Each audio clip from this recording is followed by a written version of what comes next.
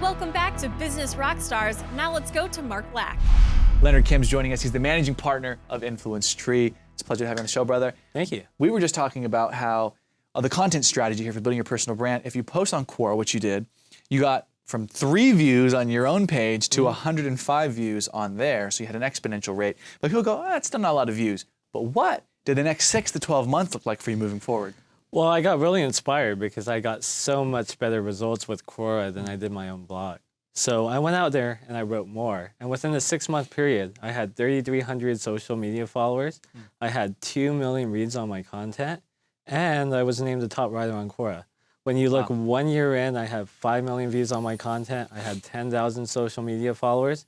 And I think I had like a piece in like the Huffington Post and BBC and a few other places. I think the LA Times even mentioned me. That's awesome. Then a year and a half in, I had 10 million reads on my content. I had over 20,000 social media followers. And I was featured in like Inc. and all these other places too. And I even wrote a book within that time frame. Not sure how I had the time to do that. Yeah, that's amazing. Yeah. So basically that's a reflection of how when you take these things that you're talking about, which are actually pretty simple, and you consistently compound them over months and years, you can end up impacting millions of people's lives and you can build a massive social media following. Exactly. And even now, like maybe 3.5 years in, I've been named the top marketer by Forbes, Entrepreneur, Inc. magazine, the Huffington Post, and all these various places. Like they're recognizing me for what I've been doing. I've been in print in Forbes. I have like dozens and dozens and dozens of like media features. I've been on podcasts, radio shows, and like all these other places. And all of that just stemmed out of going out there and creating content. And back to the content part, like we talked about making a personal story that connects. After you create that personal story that connects, what you want to do is when you're creating your thought leadership pieces, you don't want to hold anything back. You want to go out there and highlight your full expertise. You want to put at least $10,000 of data into every single post that you create. $10,000? Like $10,000 of value. Like think about it like this. Like let's say you're the expert at XYZ, right? You know the ins and outs of the industry. And you're scared that someone's going to go out there and steal your ideas if you put them out there. The only people who could go out there and steal your ideas can't afford you in the first place. And the people who can appreciate your ideas can't go and implement them themselves. So they're too busy doing something else. So they have to hire you.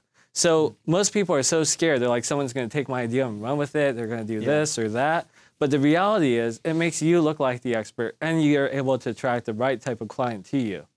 So by going out there and building your brand the right way, that's how you get people coming to you.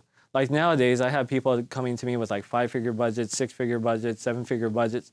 And before, back then, like I was like scrambling to get like $100 from someone. And like that kind of thing shifts and changes so much when you go out there and build a personal brand. What is your strategy around creating effective content that has the possibility of going viral? I mean, you got 360,000 views. You didn't promote it at all. So, I mean, that was like a micro viral. Well, there's 2 things I really did to really go out there and learn writing.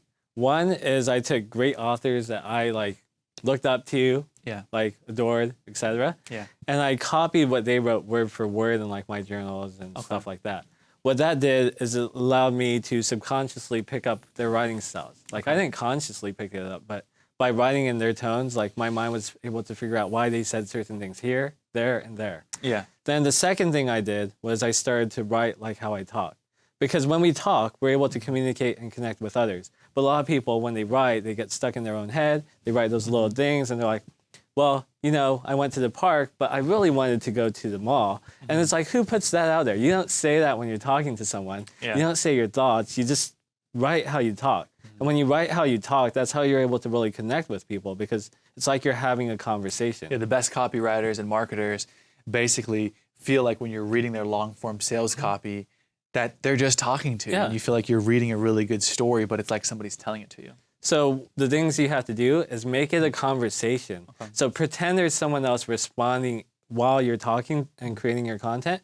And 2 is to make sure it's educational. If it's not educational, there's no win. Okay, is there a length that content should be, whether it's written or video? It depends. Like, do you want to be in a publication? Or do you want a thought leadership piece? Like, what's your end goal? If you want to be in a publication, the great thing about those platforms like Quora and Medium is they have media syndication networks. Like with Keck Medicine of USC, we were able to create pieces and got 46 of them syndicated into major media outlets like Inc., Forbes, Sporting News, Huffington Post, and all these other major outlets, even Time. And we were able to do that because what we did is we stuck within the writer's guidelines of what those publications are looking for. Okay. So if you want to be featured in a major publication, you write content that's between 500 to 800 words. Okay, and then, yeah, you're going to keep going right here, so keep rocking. What is it? If you want thought leadership pieces, you want to probably focus those at like 2,000 words. Okay. So it depends on your end goal. So literally just the duration of that will determine what they think is a fit? And then you submit this to them, or how do you get featured in these? Well, the good thing is they have people on the site who go out there and look for what content's really doing well. Okay. Then they look at it and see what kind of publication it would fit for. For people out there who maybe still don't fully understand the power and leverage of having a personal brand, short and sweet, what's your advice for them? Sure. So let's say you were to go out there and get a master's degree. You invest for 2 to 3 years, spend a ton of money, and you make 10 to 20 grand more, right? You go out there and you invest in your personal brand. 2 or 3 years in, you're making 50 to 100% more than you were making. Then year 4, year 5, year 6, you're making 100%, 200%, 300%. Next thing you know, you're making millions of dollars from your personal brand. That's the difference between a personal brand and any other outlet out there. Fantastic, and I 100% agree. You and I have both experienced the rapid increase in impact, income, and influence from building our personal brands. So for people out there who want to learn more about this, they can reach out to you and get in touch with you where? On Twitter, I'm at Mr. Leonard Kim. Okay. I have email at hello@leonardkim.com, and our website's influencetree.com. Fantastic, Leonard. Pleasure having you on the show. Thank you so much. Business Rockstar, brother. I'm Mark Lack. This is Business Rockstars, and we connect a community of entrepreneurs. If you'd like to be a part of it, you can join us on Facebook, Twitter, or online at businessrockstars.com.